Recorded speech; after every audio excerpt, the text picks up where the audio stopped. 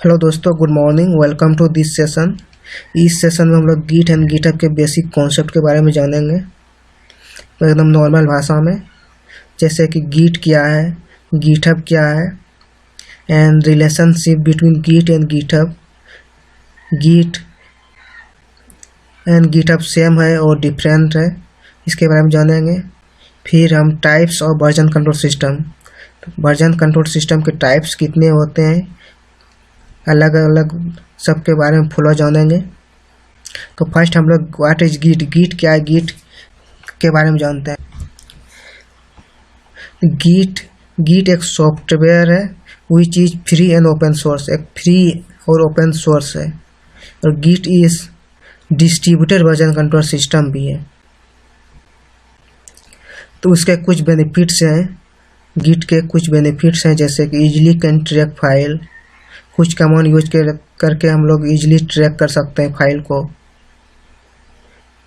Offline working है and undo mistakes, कुछ गलत कमिट हो गई,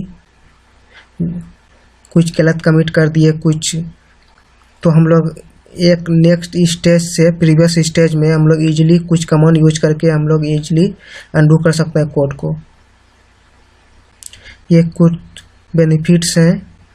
हम लोग व्हाट इज गिटहब के बारे में जानते हैं। गिटहब इज होस्टिंग सर्विस, एक होस्टिंग सर्विस है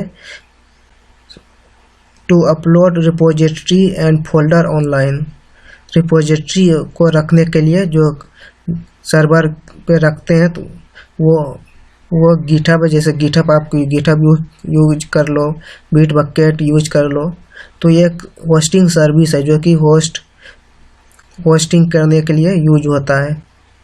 GitHub is like work station where programmers and designers work together and they can collaborate and fix bugs together. तो गिट वर्सेस गिटहब, गिट अलग है, गिट एक सॉफ्टवेयर है और GitHub एक application है जो कि होस्टिंग के लिए यूज होती है। और गिट एक सॉफ्टवेयर है जो कि हम लोग लोकल सिस्टम में इंस्टॉल करते हैं। कुछ कमांड के अंदर और गिट बेस के अंदर कुछ कमांड रन करते हैं, कुछ कमांड रन करके हम लोग कोड को रिपोजिटरी पे अपलोड करते हैं, कुछ क्लोन करते हैं। तो ये गिट एक अलग है, गिट एक सॉफ्टवेयर है, उसके थ्रू हम लोग कोड को सर्वर पे अपलोड करते हैं और डाउनलोड ट्रैक करते हैं, पुश करते हैं कोड को। और गिटहब गिटहब एक एप्लीकेशन है जो कि हम गिटहब पे रखते हैं। गिट के थ्रू हम लोग अपलोड करके रिपोजिटरी को अपलोड करके हम लोग गिटहब पे रखते हैं। तो गिट एक अलग है और गिटहब अलग है। Git not equal to GitHub. अब हम लोग types of version control system के बारे में जानते हैं। तो वर्जन ऑफ कंट्रोल सिस्टम ये दो टाइप्स के होते हैं।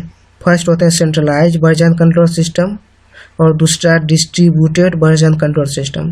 तो फर्स्ट हम लोग सेंट्रलाइज वर्जन कंट्रोल सिस्टम के बारे में समझते हैं, फिर हम लोग देखेंगे डिस्ट्रीब्यूटेड वर्जन कंट्रोल सिस्टम क्या है, कैसे वर्क है, वर्क फ्लो क्या है। दोनों का सेंट्रलाइज और डिस्ट्रीब्यूटेड का वर्क फ्लो समझते हैं।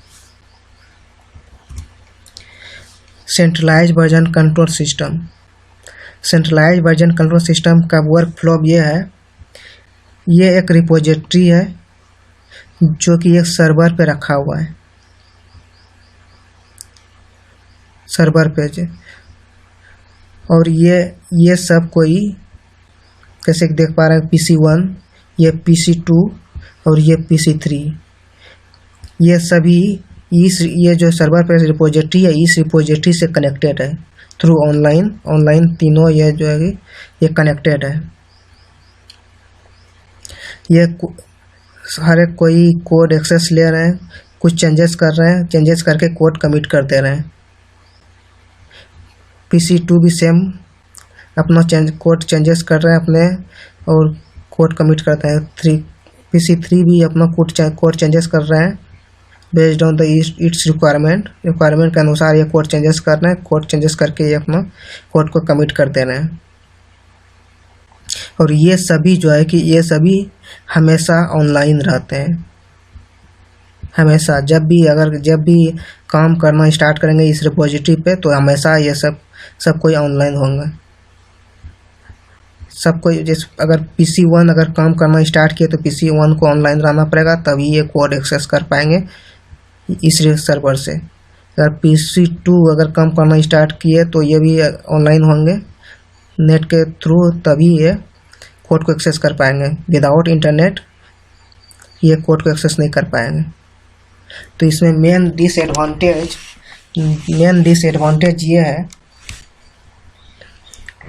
अगर ये जो रिपोजिटरी है कि ये सर्वर पे सिंगल कॉपी है, सिंगल कॉपी सर्वर पे रखा हुआ है और ये तीनों जो है कि काम कर रहे हैं। अगर कुछ प्रॉब्लम अगर इस रिपोजिटरी पे अगर कुछ प्रॉब्लम आ गई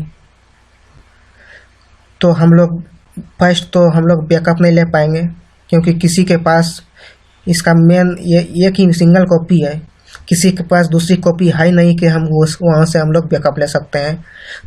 तो हम लोग बैकअप लेने में बहुत प्रॉब्लम होगी। और दूसरी डिसएडवांटेज ये है, जब भी हम लोग काम इस रिपोजिटरी पे काम करेंगे हमेशा नेट का यूज करेंगे, नेट से कनेक्टेड करेंगे, ऑनलाइन रहेंगे, ऑनलाइन रह के हम लोग काम करेंगे। तो ये एक डिसएडवांटेज है। तो हम लोग देखते हैं कि डिस्ट्रीब्यूटेड वर्जन कंट्रोल सिस्टम कैसे काम करता है। ये डिस्ट्रीब्यूटेड वर्जन कंट्रोल सिस्टम का बेसिक डायग्राम है, समझते हैं। ये एक रिपोजिटरी है जो कि ये भी सर्वर पे रखा हुआ है और ये सब कोई इस रिपोजिटरी पे काम कर रहे हैं। जैसे देख पा रहे हैं PC1, PC2 एंड PC3 ये सभी जो है कि इस रिपोजिटरी पे काम कर रहे हैं। तो कैसे कर रहे हैं, तो फर्स्ट जो है कि ये जैसे PC1 है, PC1 पुल रिक्वेस्ट करेंगे। पुल रिक्वेस्ट जब करेंगे इस सर्वर पे, इस रिपोजिटरी का पूरा कॉपी जितना यहाँ पे इस सर्वर पे जितना भी डाटा रखा हुआ है, और यहाँ पे ये जो रिपोजिटरी है ये लोकल रिपोजिटरी, पूरा का पूरा डाटा कॉपी होकर ये लोकल रिपोजिटरी बन जाता है। और ये लोकल रिपोजिटरी इसके सिस्टम में आ जाता है। ये सिस्टम में एक लोकल रिपोजिटरी बन जाता है। यहाँ से डेवलपर अपना कोड कॉन्फ़िगर करेंगे कोड एडिटर के अंदर। कोड एडिटर के अंदर कोड कॉन्फ़िगर करके ये काम करेंगे, कोड चेंजेस करेंगे बेस्ड ऑन इट्स रिक्वायरमेंट। इसके रिक्वायरमेंट के अनुसार ये कोड चेंजेस करेंगे, काम करेंगे, क्लास ऐड करेंगे, अपना कुछ परफॉर्म करेंगे। उसके बाद कोड को कमिट कर देंगे। जब ये कोड कमिट करेंगे तो ये कोड चेंजेस मेरा कमिट जो होगी ये पूरा कोड मेरे लोकल रिपोजिटरी में होगी। जब पूरा का पूरा काम हो गया, टेस्ट हो गया, जब फाइनल अपने लोकल में अगर टेस्ट कर लिया डेवलपर कि पूरा का पूरा कोड सही है, टेस्टिंग होने के बाद जब पूरा का पूरा फंक्शनलिटी अगर सही काम वर्क कर रहा है, तो ये जो है ये लोकल रिपोजिटरी को पुश करेंगे। तब हम मेन रिपोजिटरी में ये कमिट करेंगे। जब हम पुश कमांड चलाएंगे तो जो भी मेरा नया फंक्शनलिटी हम लोग ऐड किए ये पूरा न्यू फंक्शनलिटी ये मेन ब्रांच में आ जाता है, मेन सर्वर पे। सेम फॉर PC2 भी। जब PC2 भी पुल रिक्वेस्ट करेंगे, पुल रिक्वेस्ट करने के बाद ये जो रिपोजिटरी है ये PC2 का एक लोकल रिपोजिटरी बन जाता है। Same for PC3 also. ये PC3 का ये लोकल रिपोजिटरी है। जब PC2 अपना रिक्वायरमेंट के अनुसार ये अपना काम किए, रिक्वायरमेंट काम करने के बाद जब काम कंप्लीट हो गया तो ये कोड कमिट कर दिए। यहाँ से मेरी जाती है टेस्टिंग में, कोड जाती है टेस्टिंग में।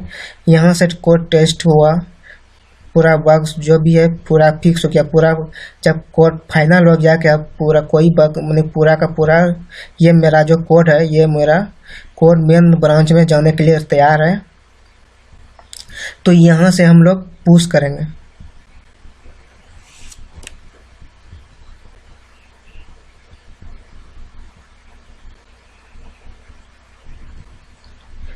ये पुश करेंगे ये मेन सर्वर पे। जब हम लोकल अपना टेस्ट कर लिए पूरा अपने तरफ से, डेवलपर अपना कोड पूरा टेस्ट कर लिया लोकली, तो ये मेन ब्रांच में, ये जो मेन ब्रांच है सिंगल कॉपी, यहाँ पे पुश करेंगे। सेम फॉर PC3 ऑल्सो, ये भी अपना कोड पूरा टेस्ट कर लेंगे लोकली। ये जो भी काम किए ये अपना लोकल काम कंप्लीट करने के बाद यहाँ कोड कमिट किए। यहाँ से अगर पूरा का पूरा टेस्ट हो गया लोकली, तो ये पुश कर देंगे ये मेन ब्रांच में जो भी सर्वर पे रखा हुआ है।